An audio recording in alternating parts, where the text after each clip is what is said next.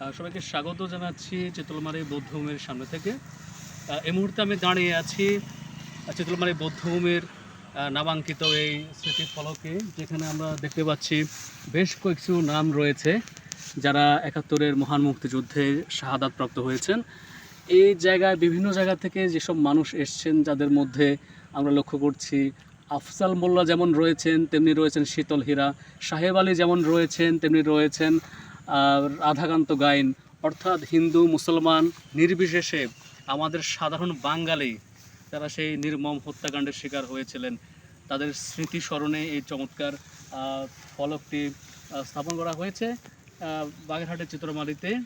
এবং এখানে এসে আমি সত্যি আবেগ আপ্লুত, কারণ আজকে বিজয়ের মাস। এর বিজয়ের মাসে আমি শ্রদ্ধাভরে স্মরণ করছি আমাদের মহান মুক্তিযুদ্ধে শহীদ হওয়া প্রত্যেকটি মানুষকে, এবং যারা সম্ভ্রম হারিয়েছেন সেই সব আমাদের মা ও বোনদেরকে, যাদের এই আত্মত্যাগের বিনিময়ে আমরা এই স্বাধীন সার্বভৌম বাংলাদেশের মাটিতে গর্বিত নাগরিক হিসেবে শ্বাস নিতে পারছি এবং সারা পৃথিবীতে মাথা উঁচিয়ে বলতে পারছি আমরা স্বাধীন বাংলার নাগরিক।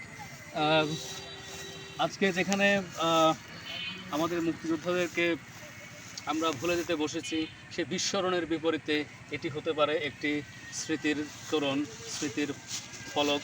তো কাজেই আমাদের আশেপাশে যেসব মুক্তিযোদ্ধা রয়েছেন, যারা শাহাদাতপ্রাপ্ত হয়েছেন, যারা আত্মত্যাগ করেছেন, তাদের সেই স্মৃতিগুলোকে আমরা সবসময় হৃদয়ে লালন করব, যাতে পরবর্তী প্রজন্ম জানতে পারে আমাদের সেই লুঙ্গি পরিহিত, সেই ছিন্ন বস্ত্র পরিহিত মুক্তিযোদ্ধাদের অসাধারণ আত্মত্যাগ এবং আমাদের সাধারণ খেটে খাওয়া মজলুম জনতার যে জাতীয়তাবোধে উত্তপ্ত স্বাধীনতার যে সংগ্রাম, সেটি যেন আমরা না ভুলে যাই। এবং সেজন্যই আমার এই আজকের ছোট্ট ভিডিও প্রয়াস। সবাইকে আবারও স্বাগত। যারা এত অঞ্চলে ঘুরতে আসবেন, তারা যেন অবশ্যই চিতলমারী বৌদ্ধভূমিতে অন্তত একটিবারের মতো আপনারা আসেন। এলে আমরা অবশ্যই আপনাদের দেশাত্মবোধ নতুন করে নবায়িত হবে। সবাইকে অসংখ্য ধন্যবাদ আবারও।